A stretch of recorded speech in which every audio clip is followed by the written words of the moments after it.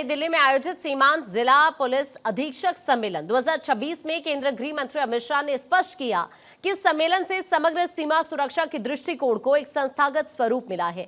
भूमि सीमाओं की तर्ज पर आने वाले समय में तटीय सीमा सुरक्षा को भी समग्र और मजबूत बनाने के लिए कदम उठाए जाएंगे। दिशा में भारत सरकार के गृह मंत्रालय का निश्चित प्रयास होगा कि इसको इंस्टीट्यूशन के नाते डेवलप किया जाए। यहां पर समस्याओं की चर्चा भी होगी, निराकरण की चिंता भी होगी और निराकरण के दिशा में उपयुक्त उपायों को नीति का स्वरूप देने का भी प्रयास होगा। और सिर्फ क्योंकि सीमा की सुरक्षा का सवाल है तो भारत सरकार के सीमा सुरक्षा से जुड़े हुए विभाग और बॉर्डर डिस्ट्रिक्ट सिर्फ सम्मिलित नहीं होंगे, समग्र सुरक्षा के दृष्टिकोण में जितने भी विभाग इन्वॉल्व होना चाहिए, ये सभी के भारत सरकार के अधिकारी और राज्यों के अधिकारी भी इसका एक प्रकार से हिस्सा बनेंगे। थोड़े समय के बाद इसका संस्थागत स्वरूप तय होने के बाद हम इसी प्रकार का इनिशिएटिव देश की जल सीमा, दरियाई सीमा के लिए भी लेने वाले हैं। सीमांत जिला पुलिस अधीक्षक सम्मेलन में गृह मंत्री अमित शाह ने कहा कि पीएम मोदी के नेतृत्व में सरकार देश की सीमा सुरक्षा व्यवस्था को स्मार्ट बॉर्डर की अवधारणा के अनुरूप दुनिया की सबसे आधुनिक प्रणाली बनाने की दिशा में काम कर रही है।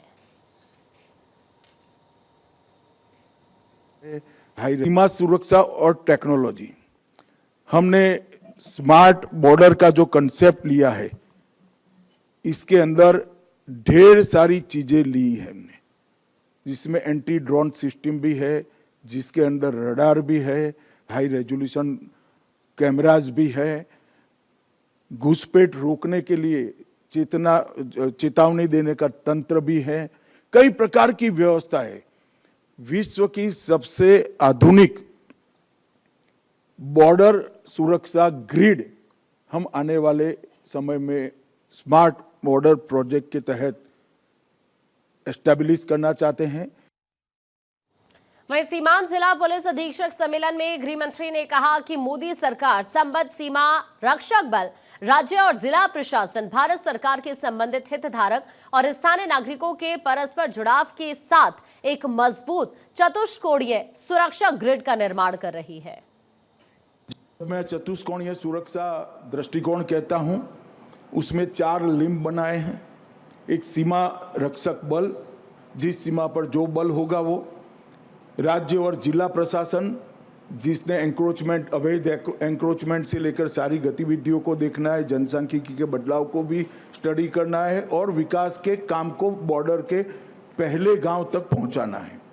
भारत सरकार के संबंधित हितधारक, जिसमें ईडी, सीबीडीटी, सारे सीमा सुरक्षा बल, भारत सरकार की दोनों सूचना की एजेंसियां, ये सभी मिलकर एक तीसरा लिंब बनता है और चौथा नागरिक, स्थानीय नागरिक। ये 4 लिंब में हम सभी सुरक्षा की समस्या का समाधान को डेबिट कर एक सर्वग्राही सुरक्षा दृष्टिकोण बनाना चाहते हैं। इसका उद्देश्य क्या है? इसका उद्देश्य है रिएक्टिव सुरक्षा से प्रोएक्टिव सुरक्षा का ग्रिड खड़ा करना। कोई हमारा नुकसान कर जाए, बाद में हम रिएक्शन दे, ऐसा नहीं, नुकसान कर ही ना पाए, इस प्रकार का सुरक्षा तंत्र खड़ा करना। वहीं गृह मंत्री अमित शाह ने सम्मेलन में कहा कि मोदी सरकार ने बॉर्डर इंफ्रास्ट्रक्चर में 400% वृद्धि कर वैज्ञानिक दृष्टिकोण के साथ इसे आगे बढ़ाया है। इंफ्रास्ट्रक्चर पर राजस्व खर्च होना, इसकी प्रायोरिटी चिन्हित करना और चिन्हित प्रायोरिटी पर इंफ्रास्ट्रक्चर को बढ़ाना हम पीछे मुड़कर देखते हैं तो 2013 का बॉर्डर इंफ्रास्ट्रक्चर और आज के बॉर्डर इंफ्रास्ट्रक्चर में 400 मतलब 400% का परिवर्तन है।